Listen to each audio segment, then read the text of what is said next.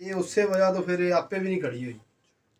नहीं यार चैन कुप्पी तो तकरीबन दिहाड़ी एक दो दफ़ा खड़ी करते कि एक दफ़े नहीं ਜਦੋਂ दो ਖਿਲਾਰਤੀ तीन है ना दिनों वो 2-3 घंटे फिर खलोती भाਵੇਂ रहती 3 घंटे 4 घंटे खिलार खलोती रहती है। फिर ਉਂਝ एक चारा चूरा खांदी हो पट्ठे खांदी है, पट्ठे खांदी गाली करदी गाली नहीं सिर्फ का गाली नहीं करदी। अच्छा अच्छा अच्छा उठन की कोशिश करदी बार बार।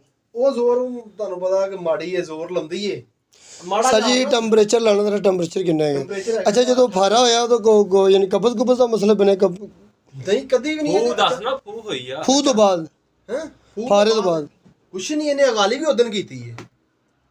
ਇਹਦੇ ਨਾਲ ਬਹੁਤ ਜ਼ਿਆਦਾ ਹੋ ਗਈ ਸੀ, ਇਹਦੇ ਤੇ ਸ਼ਾਇਦ ਝਿੱਲੀਆਂ ਦੀ ਵਜ੍ਹਾ ਤੋਂ ਨਾ ਝਿੱਲੀਆਂ ਫੁੱਲ ਗਈਆਂ ਸਿੰਦੀਆਂ। अच्छा ਅੱਖਾਂ ਦੇ ਯਾਨੀ ਕਿ ਬਹੁਤ ਜ਼ਿਆਦਾ ਭਾਰ ਆ ਗਈ ਸੋਜ਼ਸ਼ ਆ ਗਈ।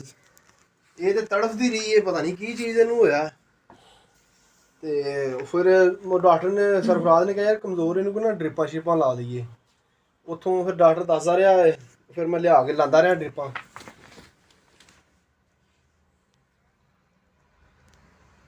अच्छा ड्रिपां ਕਿਹੜੀਆਂ ਕਿਹੜੀਆਂ ਇੱਕ ਡਾਕਟਰ ਨੂੰ ਪਤਾ ਸਾਰਾ, ਡਾਕਟਰ ਨੇ ਜਿਹੜੀ ਜਿਹੜੀ ਕੀ ਮੈਂ ਲਿਆ ਕੇ ਲਾਤੀ ਆਪ ਹੀ ਲਾਉਂਦੇ ਆ ਵੀ ਲੱਗਦੀ ਹੈ ਨੇ ਖਾਲੀ ਸ਼ੀਸ਼ੇ। ਉਹ ਇੱਕ ਮੈਟਾ ਮੈਟਾਬੋਲਿਜ਼ਮ ਬੋਲਿਜ਼ਮ ਦਾ ਕੀ ਇੱਕ ਮੈਟਾਬੋਲਿਜ਼ਮ ਆਹੋ ਇੱਕ ਮੈਲੋਸੈਫ ਇਸ ਤਰ੍ਹਾਂ ਦੀਆਂ ਵੀ 3-4 ਸੀ। ਫਿਰ ਉਹਨਾਂ ਟੀਕਾ ਦੱਸਿਆ ਗਾਲੀ ਵੀ ਰਾਤੀ ਅੰਨੇ ਵੇਨ ਚਲਾ ਦੇ 30 ਸੀਸੀ ਵੇਨ ਚਲਾਇਆ। ਉਹ ਸੈਲੀਮੈਂਟ ਵੀ ਫੜ ਕੇ ਲਈ ਟੀਕਾ ਸੈਲੀਵੇਟ ਨਾ ਇੰਜੈਕਸ਼ਨ ਇੱਕ ਉਹ ਵੀ ਲਿਆ ਕੇ ਨੂੰ ਲਾਇਆ। ਚੰਗੀ ਭਲੀ ਸੀ, ਰਾਤੋਂ ਰਾਤ ਇਹਨੇ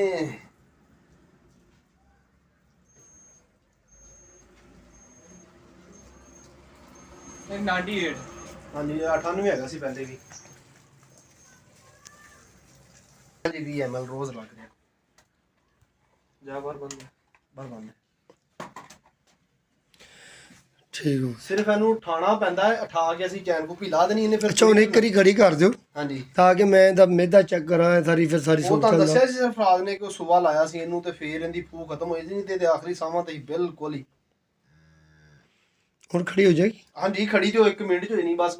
अस्सलाम वालेकुम डॉक्टर मोहम्मद रियाज हज very veterinary clinic head pharmacy Chowk Shadipura.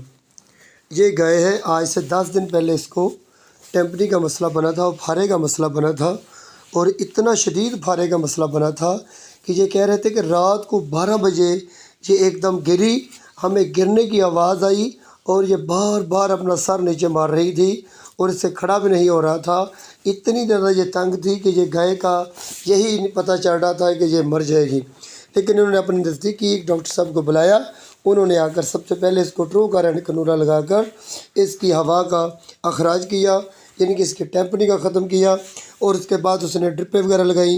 उनके मुताबिक उन्होंने नोवामिन और मल्टीमाइनो वी और इसके साथ एंटीबायोटिक इंजेक्शन एंड्रोफ्लक्सासिन और पेन किलर के तौर पर उन्होंने कीटोजेट का यूज़ करवाया और साथ खाने के लिए इन्होंने स्टमक पाउडर दिया और पिलाने के लिए इन्होंने अपना सिरप है मास्कोरेक्स 120 ml आधा लीटर पानी में मिलाकर दिया और 12 घंटे के बाद फिर उन्होंने मास्कोरेक्स आधा लीटर पानी में मिलाकर दिया और इसके साथ साथ स्टमक सिरप होता है वो भी इन्होंने पिलाया अगले दिन। और मज़ीद मुसलसल लगातार इन्होंने ट्रीटमेंट करते रहे, ड्रिपें भी लगाते रहे, मुख्तलिफ ड्रिपें लगाते रहे।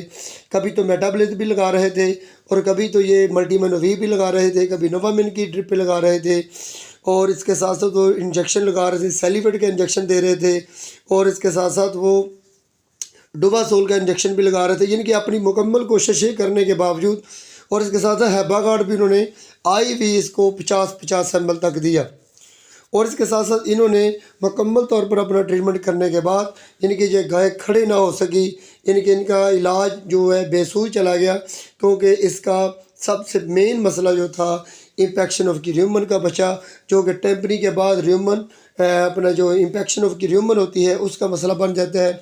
दूसरा ये लिपी स्किन के बाद ये गाय आज से तकरीबन 6 माह तक ये कमज़ोर आ रही है।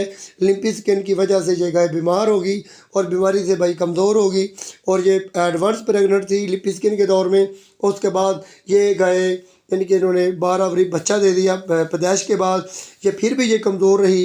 इनकी हिस्ट्री के मुताबिक ये बच्चा देने से पहले भी कमज़ोर थी। पहले भी हम यानी कि इसको उठाकर पीछे दुम से पकड़ कर खड़ा करते थे और इसके साथ साथ जब ये बच्चा देने के बाद भी ये गाय कमज़ोर होती चली गई, लेकिन इसके साथ साथ फिर आहिस्ता आहिस्ता बेहतर भी होने लग गई। MAY काम कैरासेल के इंजेक्शन दिए इसके साथ, लेकिन इसके बावजूद ये गाय ठीक ना थी और बैठ गई थी, अपनी टांगों से खड़ी नहीं हो रही थी। और फारे के बाद ये बैठने से ये गाय का यानी कि जुगाली भी नहीं कर रही थी और चारा वगैरह भी थोड़ा बहुत खा रही थी, लेकिन गोबर का मसला जो था मेन इन्फेक्शन का, गोबर नहीं कर रही थी, इसको बन का मसला लग गया था। तो हमने सबसे पहले उनको बताया कि आप कैसे खड़ी करते हैं। उन्होंने चैन कुप्पी की मदद से इस गाय को खड़ा किया और ये बहुत बेस्ट तरीक़ाकार था जो हमें बहुत पसंद आया। इसके साथ उन्होंने यानी कि इसका जो भी इलाज किया हमें सब के सब हिस्ट्री में हमें बता दिया। और हमने क्या किया, हमने इसका तरीका इलाज ये किया, अब इनको भी चाहिए था अगर यानी कि ट्रो करके नोला लगाया था, इसके साथ साथ इनको चाहिए था सुपरेट एरोमेटिक सुपरेट एमोनिया एरोमेटिक 30 ml, तेल सरसों 500 ml और तेल तारमीन 60 ml तक पिला देते तो हो सकता था कि ये मसला, इनका मसला इन्फेक्शन का भी और साथ टेम्परी का मसला भी हल हो जाता।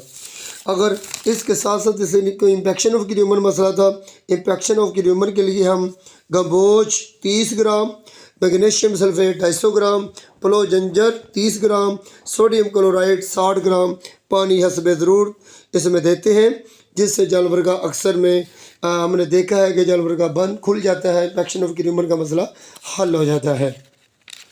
अगर इन्फेक्शन ऑफ क्यूमर का मसला हल हो जाए, जानवर का गोबर चढ़ने लग जाए, तो साथ हम एक और इंजेक्शन जिनके ये नुस्खा देते हैं, वो है प्लो जंक्शन 15 ग्राम, सोडा बाइकार्ब 7 ग्राम और प्लो चराइता 15 ग्राम, प्लो नेक्स वमेका 30 ग्रीन और एक्वा 60 ml। ये हम देते रहते हैं तकरीबन 6 से 7 दिन तक लगातार, ताकि जानवर का स्टमक का मसला ना बने। और इसके साथ हमने डिवर्मी का मशवरा दिया। हमने डिवर्मी इसको की निडोजोल 100 ml और लिक्विड पैराफिन हमने 2 लीटर का मशवरा दिया।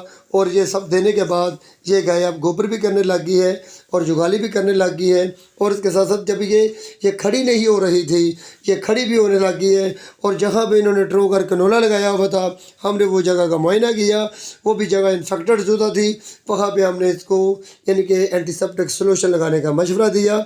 और साथ ये भाई इतने समझदार हैं, ये ख़ुद भी IV इंजेक्शन IV ड्रिपें वगैरह भी दे देते हैं। और इसके साथ साथ इनको खाने के लिए वो सिरप पिलाने के लिए और कुछ देसी नुस्खा जात भी इन्होंने खुद दिए, तुम्बा वगैरह भी दिया, अजवाइन वगैरह भी दिया, इसके साथ साथ उन्होंने प्याज भी दिए और इसके साथ कचरियाँ भी दी। यानी कि मुकम्मल तौर पर अपनी यानी कि ये मुकम्मल तौर पर नुस्खा देकर ये तंग आ चुके थे, लेकिन हमारे तरीक़ेकार के मुताबिक ये गाय बच गई है। और इसका हमने इलाज क्या किया, इसको हमने IV में रिंगर की इस्तेमाल किया और NS का इस्तेमाल किया। इसकी डेफिशिएंसी पानी की कमी को पूरा करने के लिए, इसकी इलेक्ट्रोलाइट्स की कमी को पूरा करने के लिए हमने NS और रिंगर में अपना MAY का 20 ml और इसके साथ हमने नैरोबियान के 5 एम्प्यूल डाले और साथ हमने कैल्शियम का इस्तेमाल किया। मेल्फन C हमने 150 ml डाली।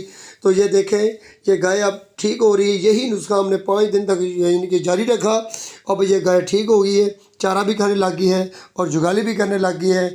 और अल्हम्दुलिल्लाह ये फार्मर हमें दवाएं दे रहे हैं। हमारा ये तरीक़ाकार है, हम ये कहते हैं कि हम इलाज इस तरीके से करें, 10-10 दिन से 15-15 दिन से बीमार जानवर का इलाज करें और परेशान फार्मर जो हैं उनकी परेशानी को दूर करें, ताकि वो अपना यानी कि इस जानवरों के काम में ज़्यादा से ज़्यादा मुनाफा कर सकें, कमा सकें।